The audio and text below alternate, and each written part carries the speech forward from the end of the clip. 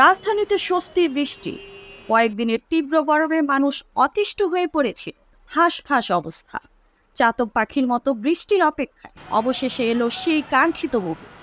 রাজধানীতে বৃষ্টি নেমেছে, স্বস্তি এসেছে জনমনে। শনিবার 21শে সেপ্টেম্বর বেলা 11টার পর রাজধানীর বিভিন্ন এলাকায় বৃষ্টি শুরু হয়।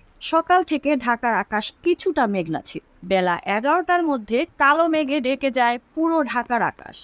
এরপর শুরু হয় বৃষ্টি। এদিকে সন্ধ্যার মধ্যে দেশের 6 অঞ্চলে ঝোড়ো হাওয়া সহ বৃষ্টির আভাস দিয়েছে বাংলাদেশ আবহাওয়া অধিদপ্তর। এসব অঞ্চলের নদীবন্দরগুলোকে 1 নম্বর সতর্ক সংকেত দেখাতে বলা হয়েছে।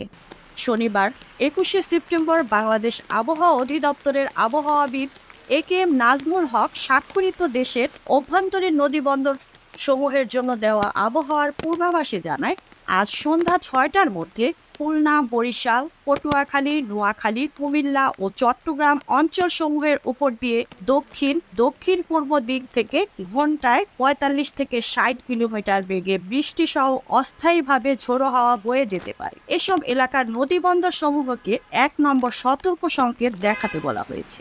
এদিকে সন্ধ্যা 6টা থেকে পরবর্তী 24 ঘন্টার জন্য দেওয়া আবহাওয়ার পূর্বাভাসে বলা হয়েছে, খুলনা, বরিশাল ও চট্টগ্রাম বিভাগের অনেক জায়গায় এবং রংপুর, রাজশাহী, ঢাকা, ময়মনসিংহ ও সিলেট বিভাগের 2-1 জায়গায় অস্থায়ীভাবে দমকা হাওয়া সহ হালকা থেকে মাঝারি ধরনের বজ্রসহ বৃষ্টি হতে পারে। সেই সঙ্গে দেশের কোথাও কোথাও মাঝারি ধরনের ভারী বৃষ্টিপাত হতে পারে। এছাড়া সারা দেশে দিন ও রাতের তাপমাত্রা প্রায় অপরিবর্তিত থাকতে পারে। Mukta Parvez, desk report, B E news, Dhaka.